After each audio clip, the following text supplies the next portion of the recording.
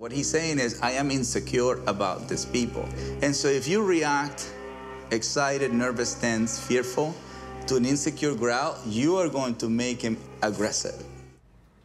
That, of course, is a scene from The Dog Whisperer, and we are joined by the Dog Whisperer himself.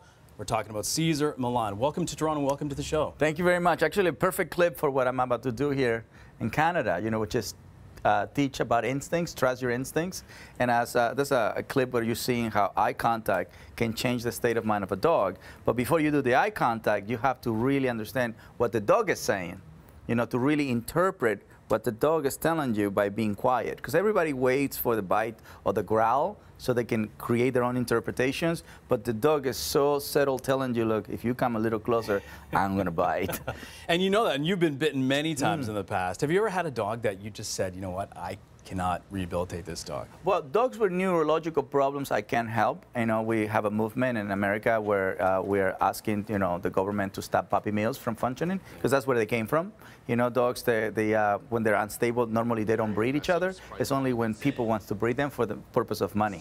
So those dogs I can't help, but I work with very serious cases. Actually, the last episode of Dog Whisper, which is with Holly, it was the only dog that sent me to the hospital.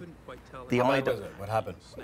Really bad. I went to the hospital. But it was a Labrador. Really yeah, right here in my hand, and it was not a Rottweiler, a Pit Bull, a German Shepherd. People what they would expect. It was actually a Labrador. So what I'm not gonna give it up because you guys haven't seen it, but it's a good episode. It's a really good episode about true aggression. And in the show we're going to be speaking about true aggression versus what people think aggression is.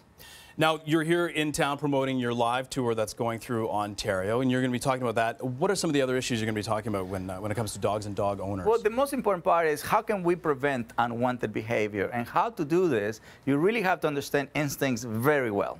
And understanding instincts and understanding your energy and how your energy triggers the behavior. So that's what I said. I love this clip that you guys chose because it really talks about instincts, right? And the other part is to teach you about body language. It's very important. A lot of times people don't read body language. Actually, let me tell you one body language that people interpret all the time as happy dog. A dog that is wagging the tail is happy. And that's not the truth, because a dog can tell you, I'm anxious, I'm nervous, I'm excited. So, but for a lot of people, wagging tail means happy. But how do you know the difference? The energy. Yeah, the energy from a dog that is a little nervous, look at that. See, people will see the tail wagging, but now that I'm asking you to pay attention to my feelings, see, I'm feeling my energy is nervous versus this. And so much lies with the owner. Most of it lies with the owner. Everything. In the animal world, who you are is energy. They don't know what you do for a living. They just know how you live your life.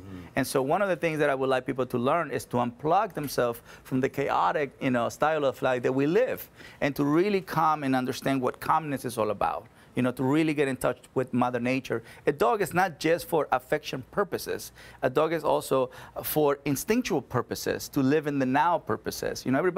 All my clients actually live in the past or the future. Right. And they predict, they assume, they expect them to act a certain way, so they give that energy. Right. Oh my God, my dog was bitten from a black dog. Every black dog is going to bite my dog. Let me ask you, when did you realize that this was not only something that you were good at, able to do, but it's almost like you were born to do it?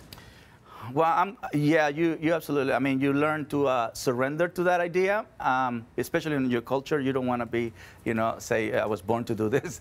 But when I came to America, actually, I realized that I can actually help a society that was already in love with dogs, but didn't know dogs, right? And so that's when I said, okay, my mission in life is to educate human. And then I went outside America. I said, well, I guess it's not just America. It is the whole entire world. And that's one of the beauty of having the show, Dog Whisper, for 9 years. And, the whole world is in love with the show. But now I'm bringing a new show called Leader of the Pack, which is about rescuing, rehab, and rehome, which Dog Whisper was only about rehab. Now I'm going to show the world that in the world, 600 million dogs die a year. In America, it's 4 to 5 million. Wow. But in the world, it's just something that nobody is paying attention to it. We're in love with the dog, but we're killing them. So where is the love? Obviously, I wish we had more time. There's so much to talk about. Cesar Millan in town for a live show throughout Ontario. You can check CesarMillanLive.com for more information when he's coming to your city. Yeah. Thanks so much for joining us. Thank you very much. I'll see you guys there.